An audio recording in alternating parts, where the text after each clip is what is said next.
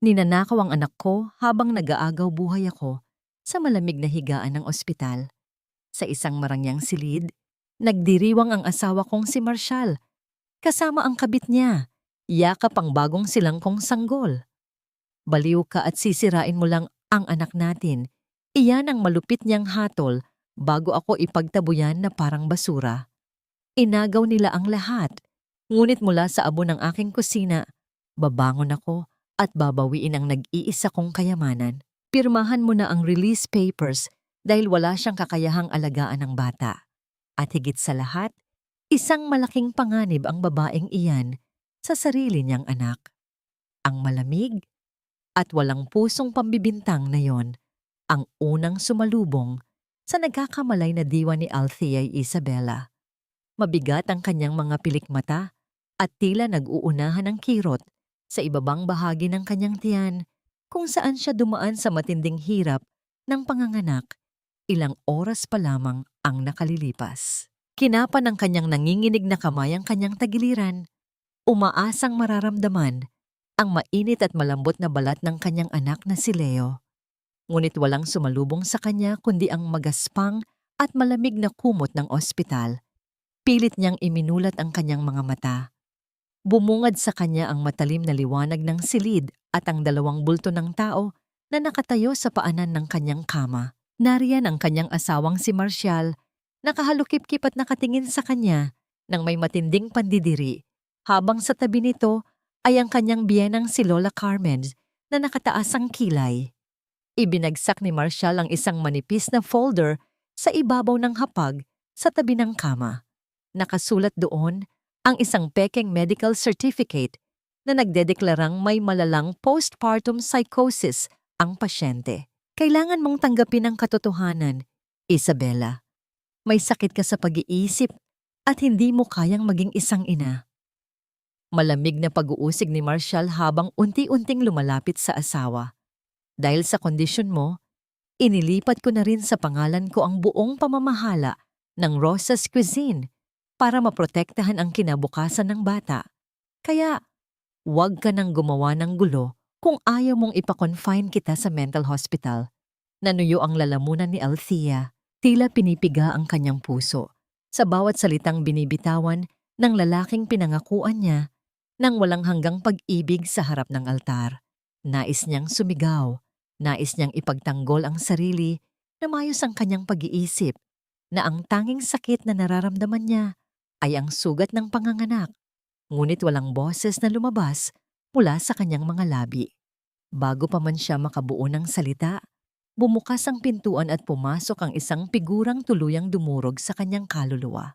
Isang magandang babae na nakasuot ng mamahaling bestida ang naglakad palapit kay Marshall. Si Sorella ang babaeng ipinakilala sa kanya bilang isang simpleng business partner ilang buwan na ang nakararaan. Ngunit ang nagpatigil sa pag-ikot ng mundo ni Althea ay ang munting anghel na buhat-buhat ng babae. Mahigpit na yakap ni Sorella ang bagong silang na si Leo na nakabalot sa asul na kumot na mismong si Althea ang nagborda noong siya ay naglilihi pa lamang. Tiningnan ni Sorella si Althea mula ulo hanggang paa, puno ng pagkasuklam at tagumpay ang kanyang mga mata. Huwag kang mag-alala, Isabella. Ako na ang tatayong tunay na ina ni Baby Leo at sisiguraduhin kong hindi siya lalaki sa isang magulong paligid na puno ng amoy ng kusina at mantika. Nagdilim ang paningin ni Althea. Ang inang leon sa loob niya ay nagising mula sa pagkakahimbing.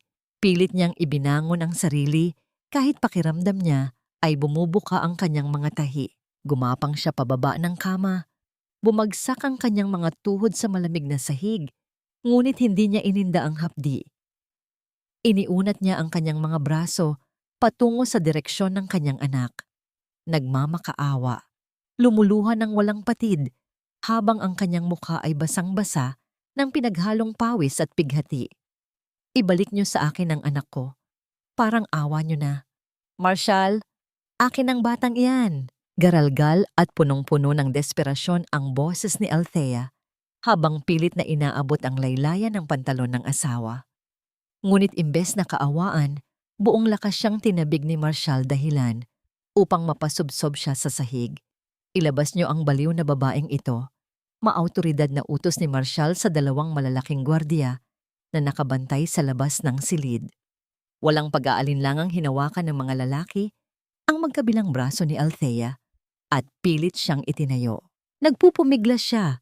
Sinusubukan niyang kumawala upang muling yakapin ang kanyang anak na ngayoy tahimik na natutulog sa bisig ng isang estranghera, ngunit masyadong mahina ang kanyang katawan. Kinaladkad siya palabas ng silid, dumaan sa mahabang pasilyo ng ospital kung saan nakatingin ang ilang mga nurse na walang magawa dahil sa kapangyarihan at impluwensya ni Marshal. Itinapon si Althea sa labas ng gusali. Ang kalangitan ay nagbubuhos ng matinding ulan. Tila nakikisimpatiya sa pag-iyak ng isang inang ninakawan ng kaluluwa. Ang bawat patak ng yelong tubig na tumatama sa kanyang numinipis na gown ng ospital ay nanunuot hanggang sa kanyang mga buto. Nakaluhod siya sa basang semento, nanginginig ang buong kalamnan sa pinaghalong lamig at matinding pagkawasak ng puso. Sa gitna ng kanyang paghikbi, napansin niya ang isang maliit na bagay na nakapulupot sa kanyang hintuturo. Isang maikling asul na sinulid. Ito ang hibla na napatid mula sa kumot na ginawa niya nang subukan niyang agawin ang sanggol kay Sorella kanina. Dahan-dahan, itinaas niya ang nanginginig na kamay at inilapit ang sinulid sa kanyang ilong. Pilit niyang nilanghap ang naiwang amoy ng gatas at pulbos, ang tanging pruweba na hindi siya nananaginip, na siya ay naging isang ina bago kinuha ng mga halimaw ang lahat sa kanya. Tumingala siya sa mataas na gusali ng ospital, hinanap ng kanyang nanlalabong mga mata ang bintana ng silid na pinanggalingan niya. Mula sa itaas, naaninag niya ang bulto ni na Marshal at Rella, magkatabing nakadungaw at walang bahid ng anumang awa na pinapanood ang kanyang kaawa-awang kalagayan. Mariing niyakap ni Sorella ang sanggol sa kanyang dibdib, isang pag-aaring hindi kailanman magiging kanya, bago sila sabay na tumalikod ni Marshal mula sa bintana. Ang ilaw sa silid ay namatay, at kasabay nito ang pag-asa sa puso ni Althea. Tinalikuran siya ng sarili niyang mundo. Mahigpit niyang isinara ang kanyang palad. Ikinulong ang munting sinulid na asul na para bang ito na lamang ang pinakamahalagang kayamanan sa daigdig. Ito na lamang ang natitirang patunay na minsan, sa loob ng 9 na buwan, ay naging iisa ang tibok ng kanilang puso.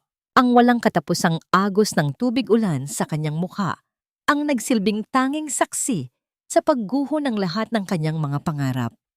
Nananatili siyang nakaluhod doon, sa gitna ng kadiliman, habang ang lamig ay unti-unting nilalamon ang kanyang buong pagkatao.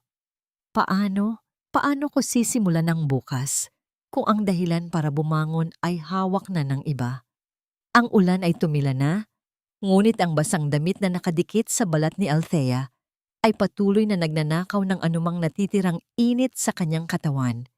Walang direksyon ang kanyang mga hakbang sa madilim na kalye ng Bacolod.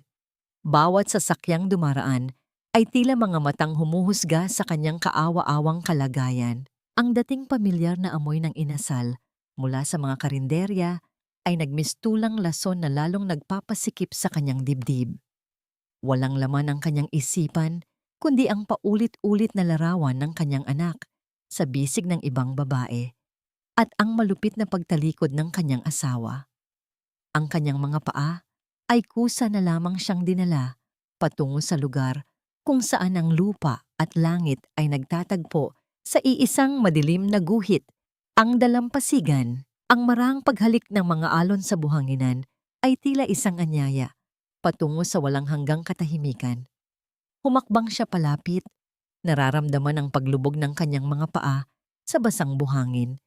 Bawat hakbang ay mas bumibigat, tila hinihila siya ng kalungkutan pababa.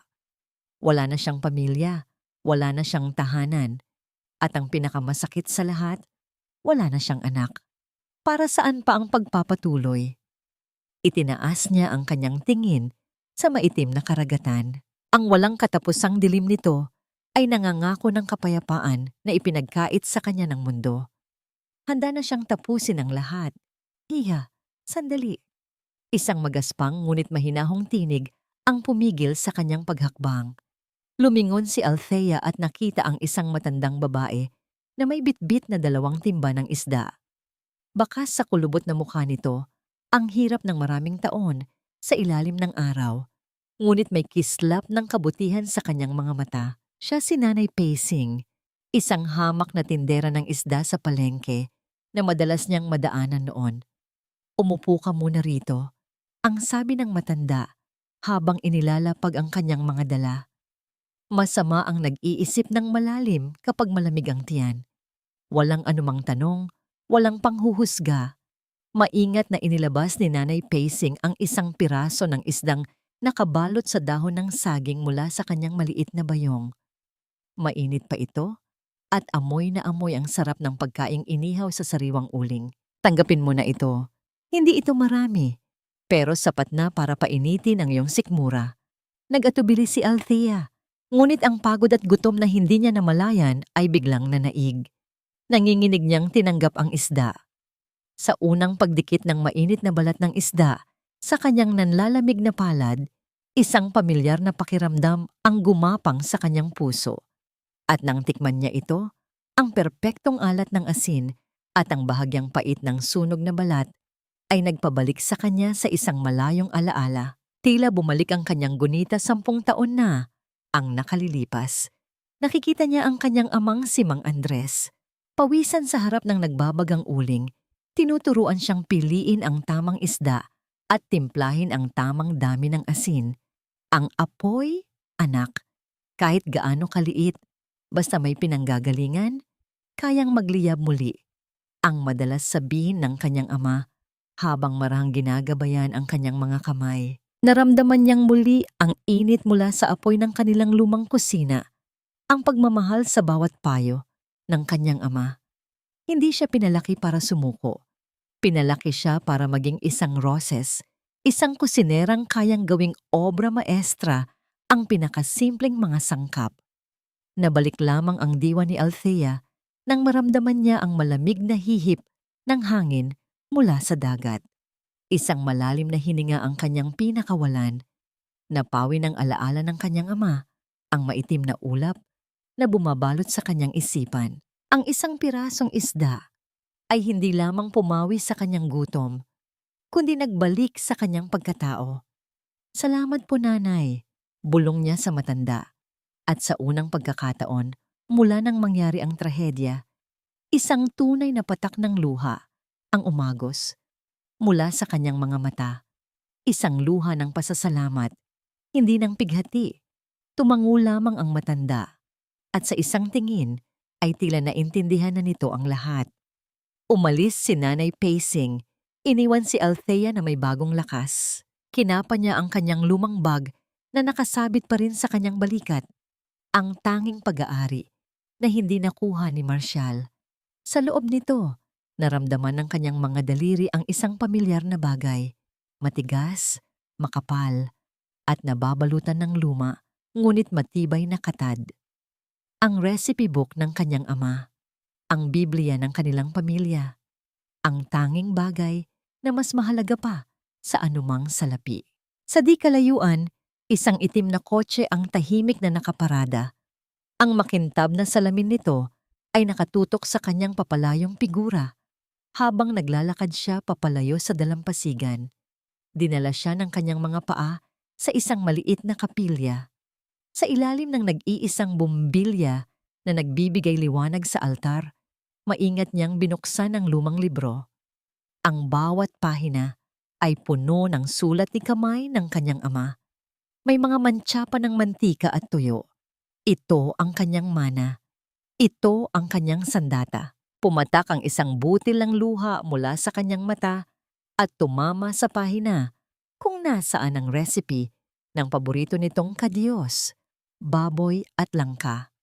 Ngunit ang luhang yon ay hindi natanda ng pagkatalo. Sumumpa siya sa harap ng imahen at sa alaala ng kanyang ama. Hindi dito nagtatapos ang lahat.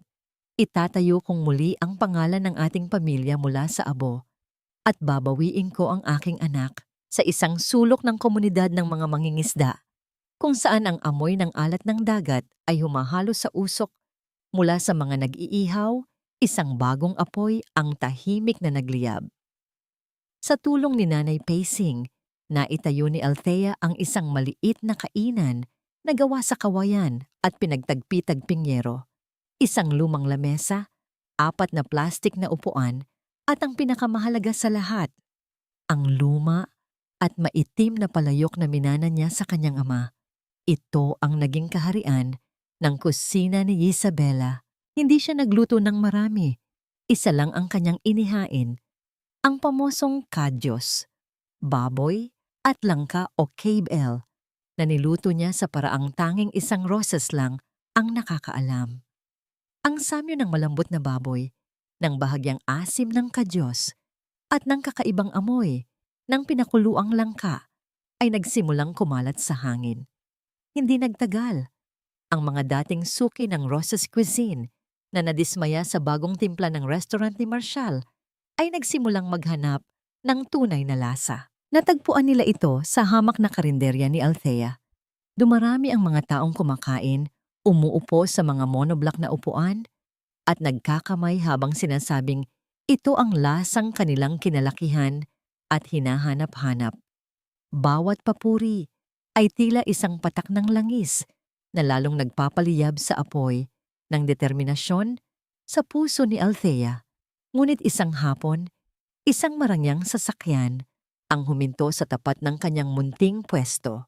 Bumaba mula rito ang 2 babaeng pamilyar sa kanya, ang mga matatalik na kaibigan ng kanyang biyenang si Lola Carmen.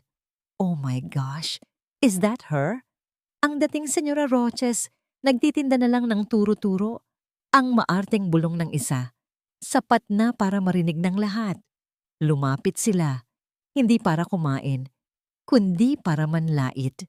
Iha, anong nangyari sa'yo? Kawawa ka naman. Baka gusto mong pautangin ka namin para naman makabili ka ng mas disenteng damit. Sabi ng isa, habang matamang tinitingnan ang lumang apron ni Althea. Isang matamis na ngiti lamang ang isinukli ni Althea. Hinubad niya ang kanyang apron at dahan-dahang lumapit sa mga ito. Ang aking damit ay marumi dahil sa trabaho, mga tiya. Isang marangal na dumi. Ngunit ang dumi sa inyong mga puso, kahit anong mamahaling pabango ang inyong isuot, ay hindi kailanman maitatago ang mabahong amoy nito. Mahinahong sagot niya na may bigat at talim na nagpatahimik sa 2 babae. Walang nagawa ang mga ito, kundi ang mamulang umalis. Dala ang kahihiyan. Nang paalis na sila, isa namang eleganteng lalaki ang papalapit. Nakasuot ito ng mamahaling itim na suit at may dalang leather briefcase. Ito ang lalaking tahimik na nagmamasid sa kanya noon sa dalampasigan. Ito si Attorney Gabriel Salcedo, isa sa mga pinakamagaling na abogado sa syudad at isa ring tapat na customer ng kanilang restaurant nung nabubuhay pa ang kanyang ama. Good afternoon, Miss Roses. Magalang na bati nito. Nagulat si Althea. Pwede ba akong umorder? Puno na yata. Nakangiting tanong ni Gabriel habang tinitingnan ang iisang lamesa na okupado. Walang pag-aalinlangan, kumuha si Althea ng isang maliit na bangko mula sa loob. Umupo ang abogado, nang walang anumang arte, ipinatong ang mamahaling briefcase sa maalikabok na sahig at tila hindi alintana ang hindi pantay na lupa. Inihain ni Althea ang isang mangkok ng mainit na KBL. Tahimik na kumain si Gabriel. Sa bawat subo, nakikita ni Althea ang paghanga sa mga mata nito. Ito pa rin ang lasa. Ang lasa ng tahanan, sabi ni Gabriel pagkatapos ubusin ang sabaw. Hindi ako naparito para kumain lang, Isabela. Naparito ako para mag-alok ng serbisyo ko. Hindi ko po kayo kayang bayaran, Attorney Salcedo. Mabilis na sagot ni Althea. Napayo ko dahil sa hiya. Hindi pera ang kailangan ko, ang tugon ng abogado. Ang kailangan ko ay ang tapang mo. Alam kong ninakawan ka at alam kong gusto mong lumaban. Hindi ako nag-aalok ng awa, Isabela. Nag-aalok ako ng sandata. May isang patak ng tuyo na tumulo sa mesa mula sa platito. Bago ilapag ni Gabriel ang kanyang calling card, maingat niyang kinuha ang isang tissue at pinunasan ang munting dumi sa mesa. Ang simpleng kilos na yon ay nagpakita ng respeto na matagal nang hindi nararamdaman ni Althea. Inilapag niya ang card. Tawagan mo ako kapag handa ka nang bawiin ang lahat ng sayo. At marami pa akong alam na hindi mo alam tungkol sa mga transaksyon ni Marshall sa ibang bansa. Nagulat si Althea sa huling sinabi nito. Bago pa siya makapagtanong, kumuha ng isang dokumento si Gabriel mula sa kanyang briefcase. Ipinakita niya ito kay Althea. Isang financial statement. Huwag kang maniwala sa ipinapakita niyang yaman. Palugi na ang kumpanya niya, Isabella. At may isang tao sa loob na patuloy na naglalabas ng malaking pera mula rito linggo-linggo. Lumipas ang 4 na taon. Ang mansyon ng mga Bergado ay nanatiling marangya at makintab, ngunit ang hangin sa loob nito ay mas malamig pa sa marmol na sahig. Sa isang sulok ng malawak na hapagkainan, nakaupo ang isang batang lalaki na may malulungkot na mata. Si Leo. Sa kanyang harapan ay isang plato ng mamahaling pagkain na hindi man lang niya nagagalaw. Naging isang batang malungkutin si Leo, tahimik at laging walang ganang kumain. Ang yakap na hinahanap ng kanyang kaluluwa ay hindi kailanman na ibigay ng mga laruan o ng malawak na hardin. Anak, you have to eat your vegetables, sabi ni Sorella na may pekeng ngiti habang pinapanood sila ng mga katulong. But when the maids left, her sweet smile vanished. Ang ngiti niya ay napalitan ng inis. Ano ba naman, Leo? Ang arte-arte mo. Alam mo bang napakamahal ng pagkain yan? Kung hindi mo ubusin yan, itatapon kita sa madilim na kwarto. Mahinang bulong niya, kasabay ng isang masakit na kurot sa braso ng bata na nagpaiyak dito ng tahimik. Para kay Sorella, si Leo ay hindi isang anak, kundi isang tropeo na nagpapatunay ng kanyang pagkapanalo laban kay Althea. Sa kabilang banda ng syudad, sa kusina ni Isabella, ang bawat sangkap na hinihiwa ni Althea ay may kasamang panalangin para sa kanyang anak. Sa tulong ni Gabriel, na may koneksyon pala sa isa sa mga guro sa prestihiyosong paaralan ni Leo, isang plano ang kanilang binuo. Isang lihim na operasyon na ang tanging sandata ay pagmamahal na isinalin sa pagkain kinabukasan. Sa oras ng tanghalian, habang ang ibang mga bata ay abala sa kanilang mga mamahaling baunan, binuksan ni Leo ang isang simpleng lunchbox na walang pangalan. Bumungad sa kanya ang pamilyar na amoy na hindi niya alam kung saan nanggagaling. Isang amoy na nagbibigay ng kakaibang pakiramdam ng kapayapaan. Ito ang KBL na niluto ng kanyang ina. Nag-atubili siya sa simula, ngunit tila may sariling isip ang kanyang mga kamay. Kumuha siya ng isang kutsara at isinubo ito. Sa unang pagdampi ng mainit na sabaw sa kanyang dila, isang hindi maipaliwanag na pakiramdam ang bumalot sa buong pagkatao ni Leo. Ang lasa ng malambot na karne, ang tamis ng langka, ang kakaibang yakap ng sabaw, ito ay lasa ng kaligtasan. Ito ay lasa ng isang pagmamahal na matagal nang kinakapa ng kanyang puso sa dilim. Hindi niya namalayan, ang mga butil ng luha ay sunod-sunod na pumatak mula sa kanyang mga mata. Humahalo sa sabaw na kanyang kinakain. Sa kauna-unahang pagkakataon sa loob ng maraming taon, naubos ni Leo ang kanyang pagkain. Sa labas ng mataas na gate ng paaralan, sa likod ng isang malaking puno, nakatayo si Althea. Ang bawat subo ng kanyang anak ay tila isang suntok at isang yakap sa kanyang puso. Kitang-kita niya ang pag-agos ng luha sa mga pisngi ni Leo. At kasabay nito, ang sarili niyang mga luha ay tahimik ding dumadaloy.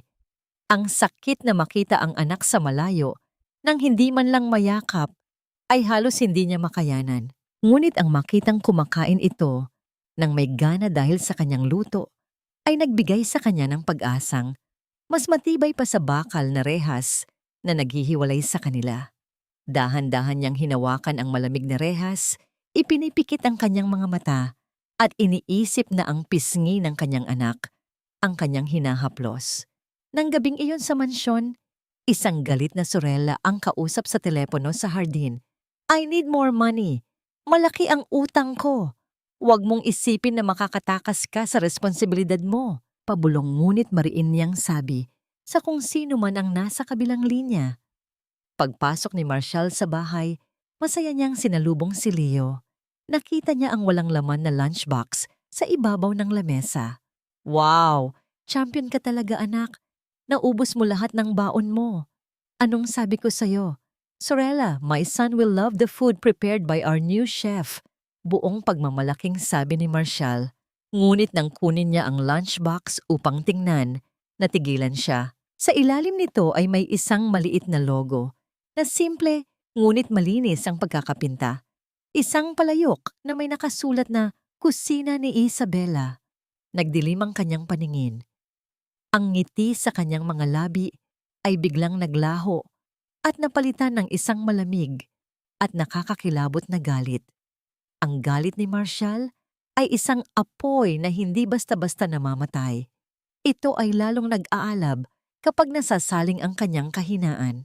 At ang pagkatuklas na ang pagkaing nagpapasaya sa kanyang anak ay galing sa babaeng itinakwil niya ay isang direktang sampal sa kanyang pagkalalaki. Hindi niya ito palalampasin.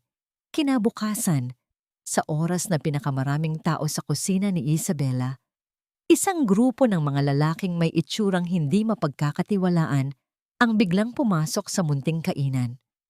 Ang masayang kwentuhan ng mga kumakain ay biglang naputol. Ang kanilang mga malamig na titig ay tila mga punyal na naghahanap ng target. At ang target nila ay ang nag-iisang babaeng nakatayo sa likod ng maliit na lutuan. Sino rito si Althea Isabela? Isang magaspang na boses ang nagtanong, naghasik ng takot sa buong paligid. Ako po. Anong kailangan ninyo?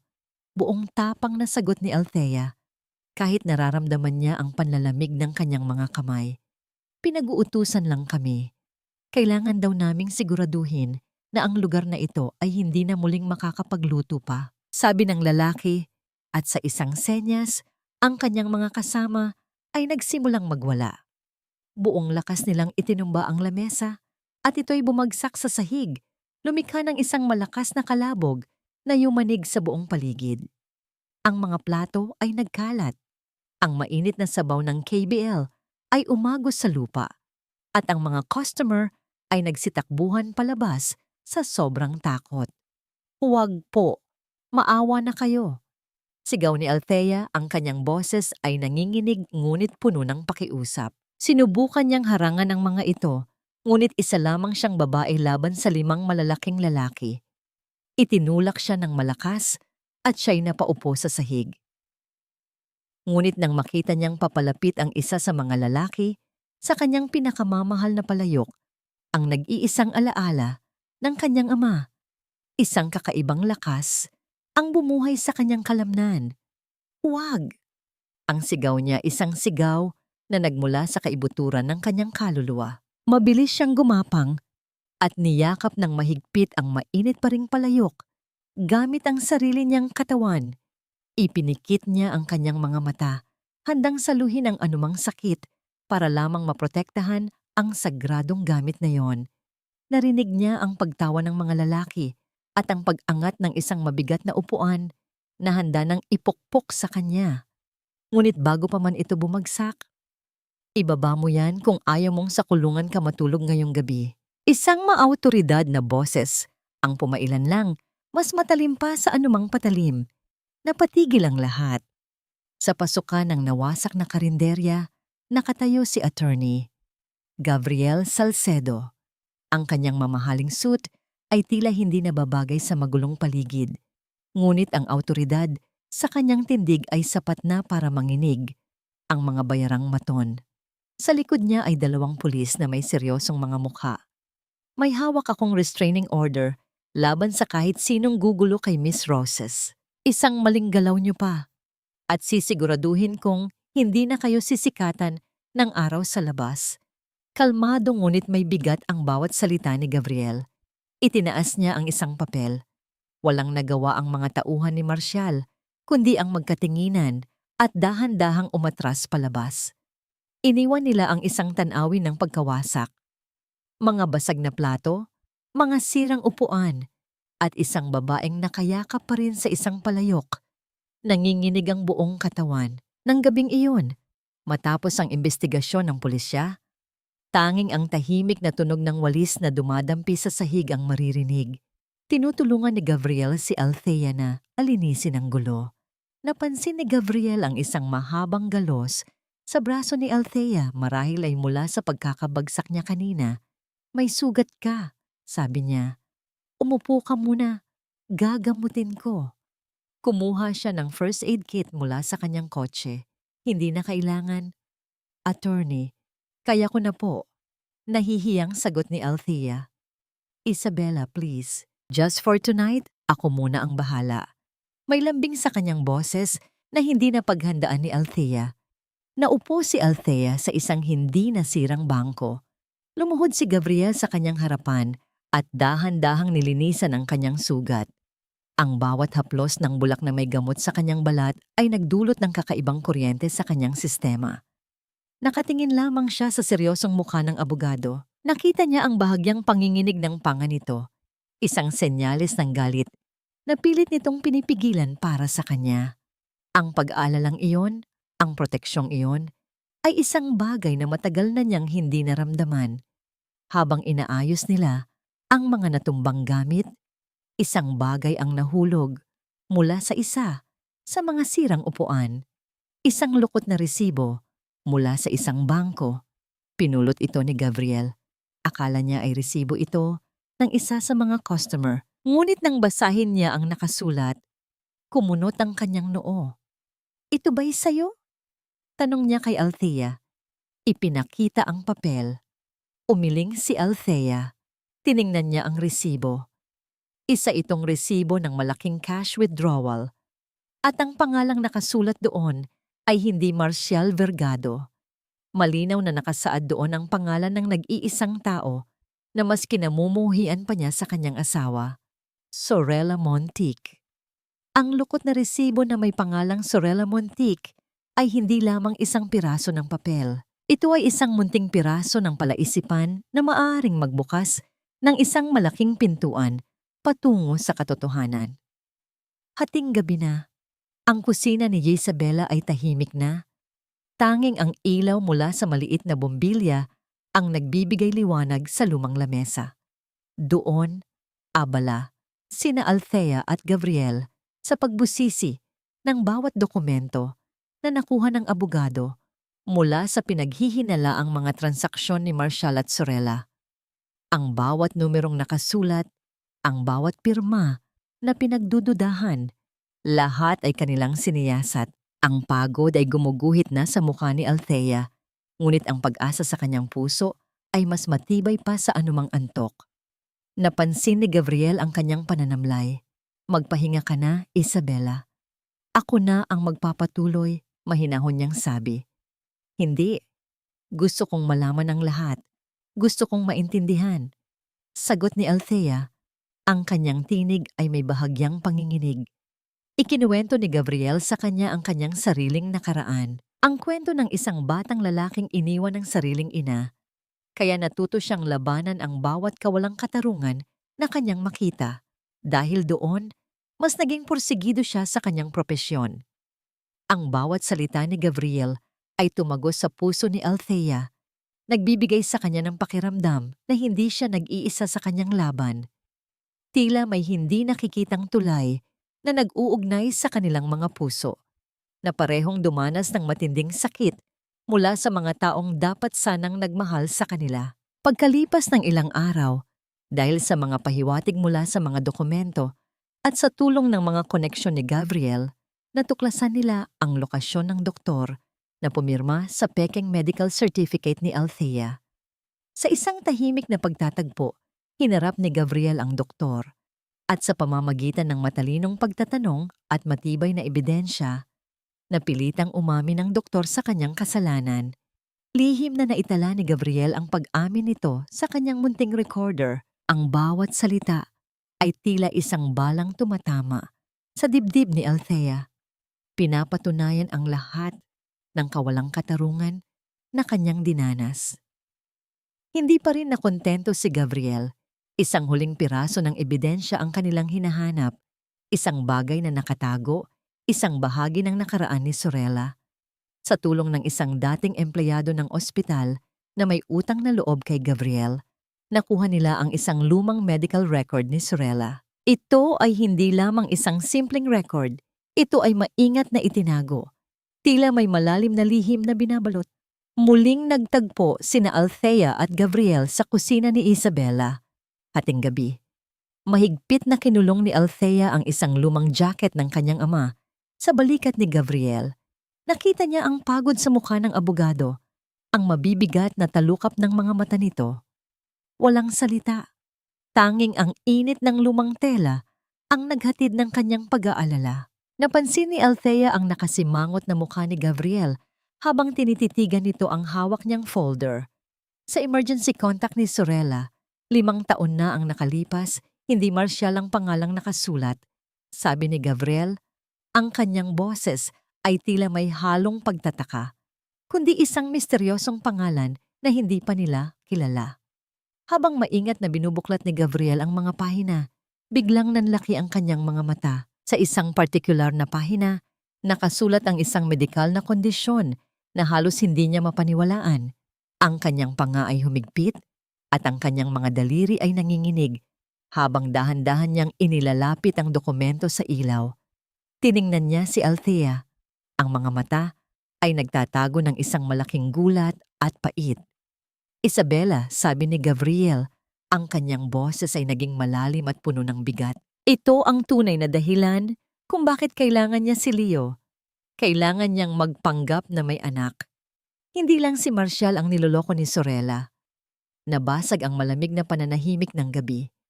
Ang medical record ni Sorella ay nagdedeklara na isa siyang baog na babae. Hindi sa kanya ang panganay na anak na labis na ipinagmamalaki ni Marcial. At higit sa lahat, hindi rin kay Marcial ang batang yon. Ang lihim na natuklasan ni Althea at Gabriel tungkol sa pagiging baog ni Sorella ay tila isang nagbabagang uling na nakalagay sa kanyang dibdib. Hindi lang siya ninakawan ng asawa, kundi pati na rin ng kaibigan at ang pinakamasakit sa lahat, ang karapatan niya bilang ina. Ang kaalaman na ang sarili niyang anak ay inaalagaan ng isang mapagkunwari at baog na babae. Habang ang tunay na anak ni Sorella ay ipinapalabas na anak ni Marcial, ay nagdulot ng matinding pagpuyos sa kanyang loob. Kailangan niyang kumilos. 1 linggo ang lumipas. Sa engrandeng mansyon ng mga Bergado, isang malaking birthday party ang ginaganap para sa panganay na anak ni Marcial, ang anak na pinaniniwalaan niyang dugo niya. Naging madali para kay Althea, sa tulong ni Gabriel, na makapasok sa loob. Nagpanggap siyang isa sa mga catering staff na kasuot ng simpleng uniforme, abala sa pag-aayos ng mga pagkain, ngunit ang kanyang mga mata ay patuloy na naghahanap ng iisang mukha. Sa likod ng isang makapal na kurtina sa hardin, kung saan hindi abot ng paningin ng mga bisita, nakita niya si Leo. Tahimik itong nakaupo sa isang silya, ang mga mata ay malungkot na nakatingin sa kung saan. Lumapit si Sorella. Ang kanyang mukha ay hindi na nagtatago ng kanyang tunay na kulay. Ano ba naman, Leo? Hindi ka man lang marunong ngumiti. Birthday ng kapatid mo. Ang arte-arte mo talaga. Mana ka sa nanay mong baliw. Mahinang sabi ni Sorella, kasabay ng isang masakit na kurot sa braso ng bata. Nanlaki ang mga mata ni Leo. Pilit pinipigilan ang pag-iyak. Ngunit hindi pa nakontento si Sorella. Sigurado akong itatapon ka rin ng papa mo kapag nalaman niyang hindi ka niya anak. Ano ka ba? Isang pabigat? Malupit na bulong ni Sorella. Ang mga daliri nito ay mariing pinipisil ang pisngi ng bata. Ang pagpuyos ng damdamin ni Althea ay parang isang bulkan na biglang sumabog. Ang pagiging ina niya ay nagising. Mabilis siyang lumabas mula sa dilim ng kurtina. Ang kanyang mga hakbang ay matulin. Isang malakas na hampas ang kanyang binitawan sa kamay ni Sorella. Napalingon si Sorella. Ang kanyang mukha ay puno ng gulat at galit. Wala kang karapatang hawakan ng anak ko. Nanginginig ngunit matalim ang tinig ni Althea.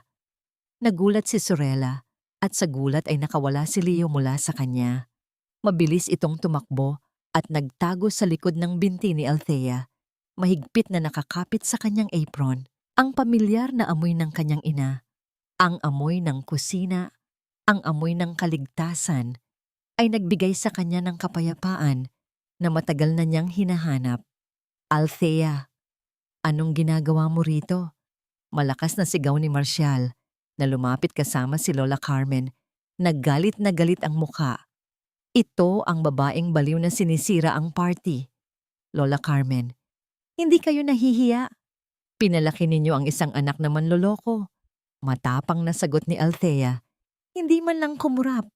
Anong sinasabi mo? Lumayas ka rito. Malakas na itinulak ni Lola Carmen si Althea. Ngunit hindi na nagpatalo si Althea. Mahigpit niyang niyakap si Leo. Piniprotektahan ang kanyang anak. Tumingin siya kay Marcial. Ang kanyang mga mata ay nagliliyab sa galit, ngunit may kakaibang lamig. Ibaon mo sa utak mo ito, Marcial. Ang lahat ng kasinungalingan mo ay malapit nang matapos. Nagulat si Marcial sa kanyang pananalita. Hindi niya inaasahan ang ganoong katapangan mula sa babaeng dati sunod-sunuran sa kanya. Anong pinagsasabi mo, baliw? Ang anak ko nasa akin. Ang Roses Cuisine, sa akin na. Wala ka nang natira. Mayabang na sagot ni Marcial. Pilit na itinatago ang kaba na biglang gumapang sa kanyang dibdib. Isang mapait na ngiti ang sumilay sa mga labi ni Althea. Mahigpit niyang hinawakan ang kamay ni Leo. Tiningnan niya si Marcial sa mata. Bawiin mo ang lahat ng saya mo ngayon, Marcial, dahil bukas kukunin ko ang lahat. Ang apelyido ko, ang Roses Cuisine, at higit sa lahat, ang anak ko. At maghintay ka. May isa pa akong sorpresa na kasing sakit ng lahat ng ginawa mo sa akin dahil ang tunay mong tagapagmana. Nag-atubili si Althea.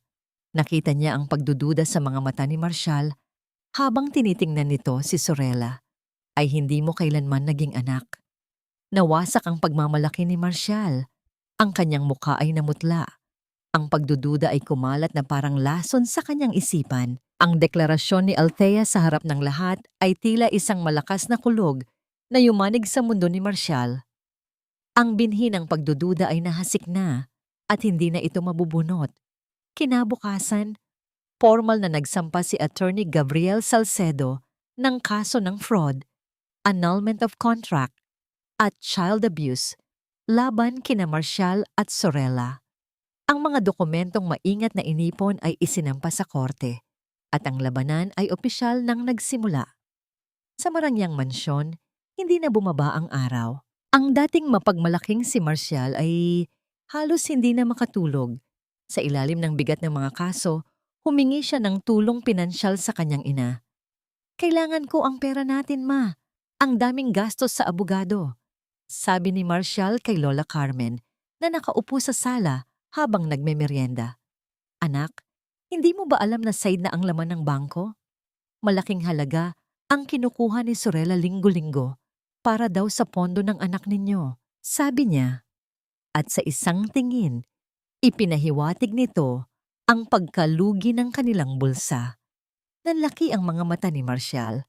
Ang huling piraso ng katotohanan na binanggit ni Althea ay tila isang malaking pader na gumuguho sa kanyang harapan.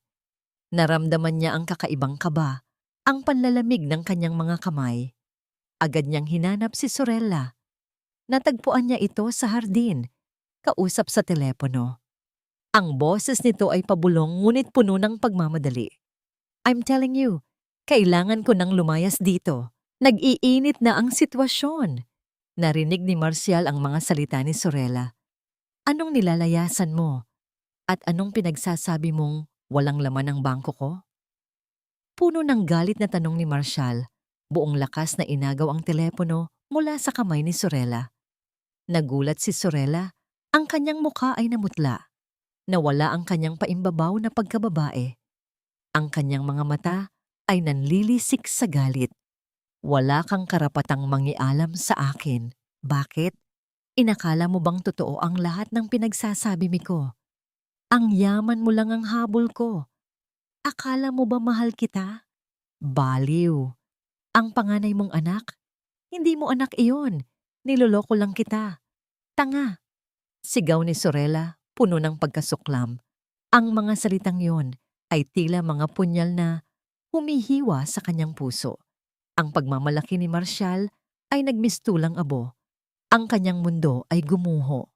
Samantala, sa kusina ni Isabela, ang hangin ay puno ng kapayapaan. Tahimik na nagluluto si Althea ng isang malaking salo-salo para sa kanyang mga tapat na customer. Ang bawat hiwa ng sibuyas ay may kasamang malalim na paghinga, hindi dahil sa pighati, kundi sa anghang na dulot ng paghahanda para sa isang bagong bukas. Ang kanyang mga luha ay hindi na nagmula sa sakit ng kahapon, kundi sa nagbabadyang simula ng pagbabangon. Hindi siya nagmamadali, hindi siya nagagalit. Ang bawat galaw niya sa kusina ay puno ng pag-asa. Nagkwentuhan ang mga customer tungkol sa mga kasong isinampa, ang pagkabaliw ni Marshall, at ang mga lumalabas na balita tungkol kay Sorella. Ngunit hindi na pinapansin ni Althea ang mga ito. Ang kanyang puso ay puno ng kapayapaan, na tila isang bukal na patuloy na umaagos, nagpapalusog sa kanyang kaluluwa. Ang kanyang tanging focus ay ang pagluluto, ang paghahanda para sa muling pagkabuhay ng kanyang pamilya. Gabi na. Ang amoy ng sariwang nilutong pagkain ay kumalat sa hangin. Naramdaman ni Althea ang init ng apoy na nagmumula sa kanyang lumang palayok. Huminga siya ng malalim, pinipikit ang kanyang mga mata, at pinangarap ang sandali na muling mayayakap niya ang kanyang anak. Biglang nagulantang ang katahimikan ng gabi. Ang telepono sa kanyang bulsa ay nagsimulang gumalaw. Saglit siyang nag-atubili bago ito sinagot. Isabela, boses ni Gabriel, puno ng pagmamadali. Nakuha ko na ang resulta ng DNA test. Mas nakapanlulumo pa ito sa inaasahan natin. Ang tawag ni Gabriel ay naghatid ng matinding kaba sa puso ni Althea, ngunit kasabay nito ay isang kakaibang lakas ang kanyang naramdaman. Ang sandaling pinakahihintay niya ay narito na. Hindi na siya mag-iisa sa kanyang laban. Kinabukasan, sa isang mediation room ng korte, tila isang entablado ng drama ang nangyayari. Naroon si Marshall, nakasuot ng pinakamahal niyang suit, mayabang pa rin ang tindig. Akala niya ay mabibili niya ang hustisya gamit ang kanyang koneksyon at pera. Sa tabi niya ay si Sorella, na pilit pa ring pinapanatili ang kanyang kalmadong maskara, ngunit ang panginginig ng kanyang mga kamay ay hindi niya maitago. Naroon din si Lola Carmen, na sadyang lumayo kay Marshall at Sorella, tila nagtatago sa anino ng kanyang sariling kahihiyan. Pero hindi na ang Althea na takot at mahina ang nasa kabilang panig. Nakaupo siya ng tuwid. Ang kanyang mga mata ay nagtatago ng isang matalim na ningning. Sa tabi niya, si Gabriel Salcedo, ang kanyang tagapagtanggol, ay kalmado, ngunit may kapangyarihan ang bawat galaw. Magsimula na tayo, attorney, ang sabi ng mediator. Inilapag ni Gabriel sa hapag ang unang ebidensya, ang testimonya ng doktor na pumirma sa pekeng medical certificate ni Althea. Ang boses ng doktor mula sa recorder ay malinaw na umaling-awngaw sa silid, naglalahad ng bawat detalye ng panunuhol ni Marshall. Namutla ang mukha ni Marshall. Hindi siya makapaniwala na ang kanyang pinakamalaking sikreto ay nabunyag na. Hindi lang yan, sabi ni Gabriel, at sunod niyang inilapag ang mga bank statement at resibo, ang mga pruweba ng paglalabas ng malaking halaga ng pera mula sa Rosa's Cuisine na diretsong pumunta sa mga personal na account ni Sorella at sa mga utang nito. Ang mga numerong ito ay nagpakita ng isang malinaw na larawan ng panloloko. Kumunot ang noo ni Marshall. Tiningnan niya si Sorella na ngayon ay halos hindi na makahinga. Ang kanyang mga mata ay puno ng galit at pagdududa. Lies! It's all lies! This is just a setup. Sumigaw si Sorella, pilit na tinatanggi ang katotohanan. Ngunit bago pa man makapagsalita si Gabriel, may isang puting sobre ang inilabas niya mula sa kanyang briefcase. Isang simpleng sobre, ngunit ang laman nito ay kayang gumiba ng buong imperyo. At ngayon, dumako tayo sa pinakamahalagang issue, ang tungkol sa tagapagmana ng mga Vergado. Sabi ni Gabriel, ang kanyang boses ay naging mas malalim at seryoso. Itinaas niya ang sobre. Ito ang resulta ng DNA test na isinagawa namin sa panganay na anak na ipinagmamalaki mo ng sobra, Mr. Vergado. Ang anak na pinaniniwalaan mong bunga ng pag-ibig mo kay Sorella. Nanlaki ang mga mata ni Marcial. Nagkaroon ng matinding katahimikan sa silid. Ang bawat isa ay naghihintay, nakahinga. Ang resulta ay malinaw. Hindi ikaw ang biological father ng batang iyan. At hindi rin si Miss Sorella Montic ang kanyang biological mother. Malamig na pagtatapos ni Gabriel, ang mga salita niya ay tila mga basag na kristal na humihiwa sa katahimikan. Gumuho ang mundo ni Marcial. Ang kanyang mukha ay namutla. Tila nawalan ng lahat ng kulay. Ang kanyang pagmamalaki, ang kanyang kayabangan, ang lahat ng kanyang kasamaan ay nagmistulang abo. Ang kanyang panganay na anak, ang kanyang pinakamalaking tagumpay na inakala niya, ay isang malaking kasinungalingan lamang. Tiningnan niya si Sorella, na ngayon ay nanlilisik ang mga mata, naghahanda na tumakas. Sa gitna ng kaguluhan, biglang tumayo si Sorella. Sinubukan niyang agawin si Leo, na nakaupo sa tabi ni Althea, tila ginagawa itong hostage para makatakas. Ngunit bago pa man niya mahawakan ng bata, mabilis na hinarangan ni Gabriel ang kanyang daan. Ang kanyang katawan ay naging isang pader na bato. Pinipigilan ng anumang pagkilos. Hindi niya hahayaang muling maabot ni Sorella ang kahit sinong mahalaga kay Althea. Althea! Sigaw ni Leo. Ang kanyang mga mata ay puno ng takot. Lumapit si Althea at buong pagmamahal na niyakap ang kanyang anak.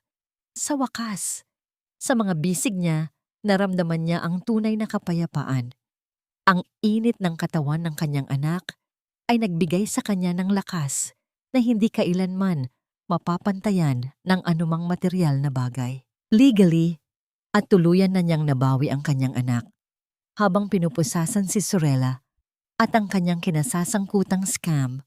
At habang nakatingin si Marcial, na gumuho ang kanyang pagkatao, isang maliit na detalye ang napansin ni Althea. Naramdaman niya ang pagluwag ng yakap sa kanyang tagiliran. Tiningnan niya si Gabriel. Nakatayo ito sa di kalayuan, malungkot na nakangiti, at dahan-dahang umaatras papalayo sa kanila. Tila ang kanyang trabaho ay tapos na. Tila ang kanyang tungkulin ay nagwakas na. Ang buwan ay nagbigay ng kanyang ginintuang liwanag sa siyudad ng Bacolod na tila saksi sa bawat pagbabago.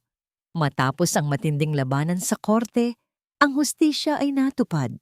Si Sorella Montic, ang dating elegante at mapagmalaking babae, ay nakakulong na ngayon sa isang maliit at malamig na selda. Ang dating kinang sa kanyang mga mata ay napalitan ng kapahamakan at ang kanyang mamahaling bestida ay napalitan ng kulay kape na uniforme ng bilanggo. Wala na ang lahat ng kanyang pagyayabang. Ang dating matamis na tinig na ginamit niya upang manlinlang ay ngayon ay puro hikbi lamang.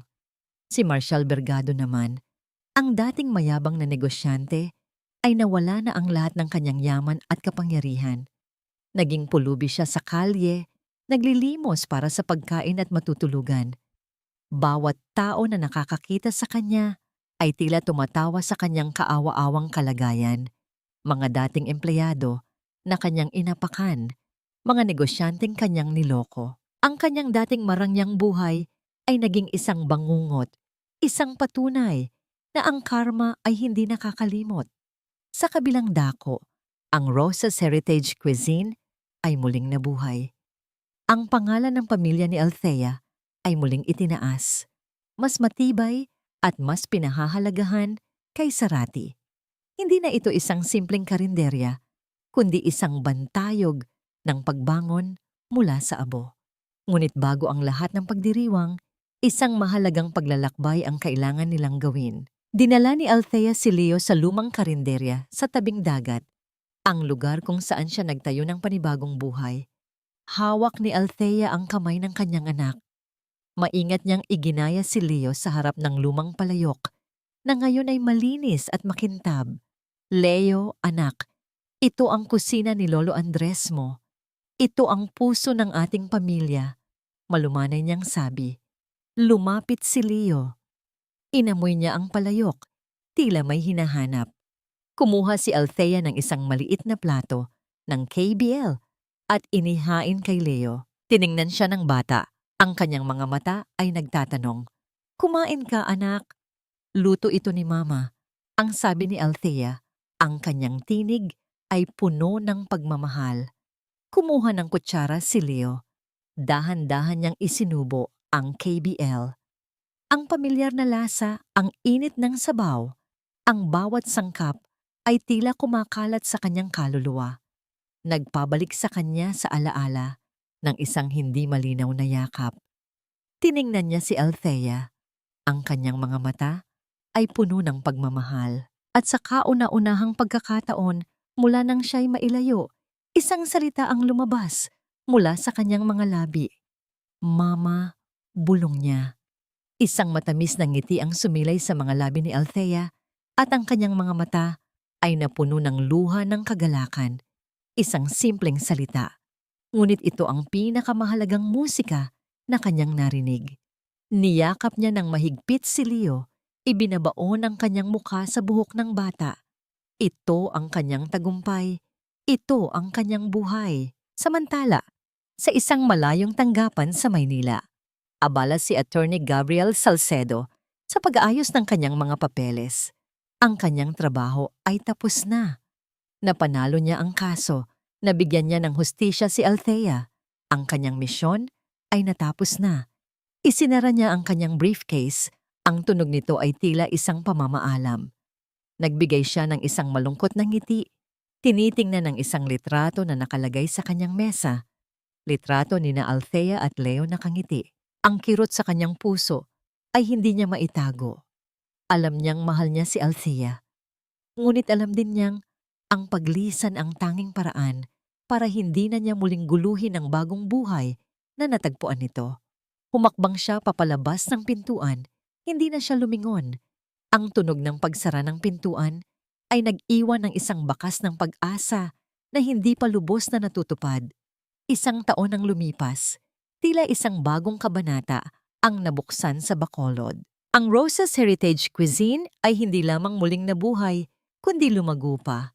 Mula sa isang munting karinderya, ito ay naging isang sikat na restaurant na ipinagmamalaki ang tunay na lasa ng lutong Ilonggo. Nagtayo rin si Althea ng isang culinary foundation para sa mga single mothers na nagbibigay ng pag-asa at bagong simula sa mga tulad niya na dumanas ng matinding pagsubok.